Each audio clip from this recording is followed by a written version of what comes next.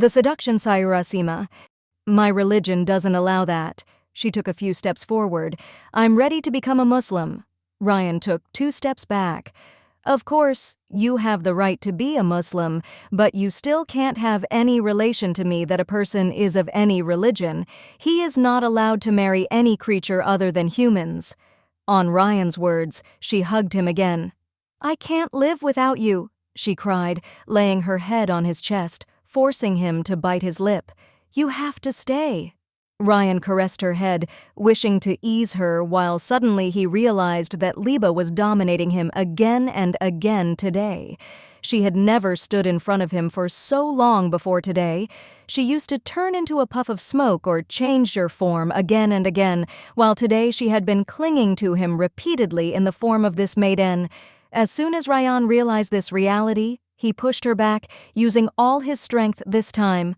Leave me. Scolding her angrily, Ryan hurriedly went to his travel bag, took out an amulet, and hung it around his neck. When he mentioned Liba to a friend for the first time, he took him to a temple, where a saint gave him this amulet. He used to encourage her to become a Muslim on his behalf. If you had harmed me, I would have tolerated it, but you have tried to destroy my faith. You will get its punishment.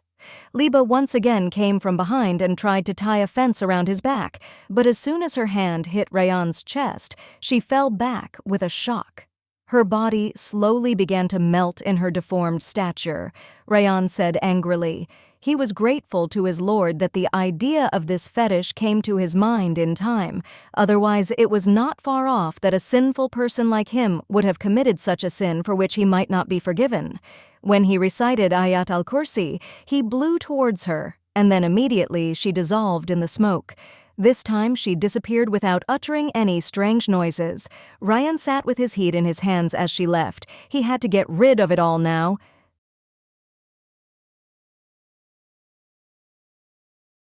From that day on, every time Gia went to the Shrina with her mother, she used to examine everything very carefully. It was on her 3rd week of coming here after this realization when the same woman walked up to her, thanks to whom she had the opportunity to see the saint's dignity. Respected lady, your prayer has a lot of effect. My son was completely cured in 1 day. Please pray for my husband to stop beating me.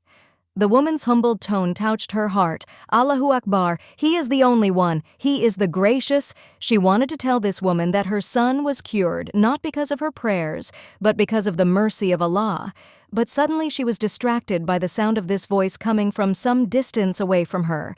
In front of her was a miller wearing a green robe who was holding a long bamboo in his hand and was raising the slogan of Lord's Praise. The beads on the thick wooden stick held by him were creating a sound of chirping and casting a strange charm on the environment. After seeing this person in a state of unconsciousness for a few seconds, she turned her gaze back and saw a tremor. 2 or 3 other women were present with this woman. These women may not have believed the woman for whose child she had prayed that day, but now, after the son of this woman was cured, they also came to her for prayer. To be continued. Thanks for watching. Like, share, and subscribe.